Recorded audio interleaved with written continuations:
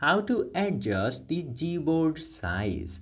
Now in order to do that, you just simply need to open any of the application, and when you open your keyboard like this, you are gonna get a lot of options. Just simply tap to this four dots or icon, just simply tap in that, and then you will get this option of resize right here.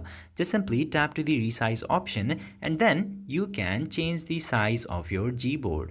Just simply increase or decrease the size as much as you want, or as much as the application lets you to do that.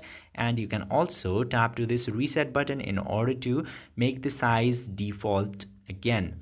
And you can use this middle button to shift the size wherever you want it to be, and then when you are done, just simply tap to done and the size will be changed or adjusted. This is how you adjust the size of your Gboard into your device. I hope this video was helpful to you. If yes, don't forget to hit that subscribe button.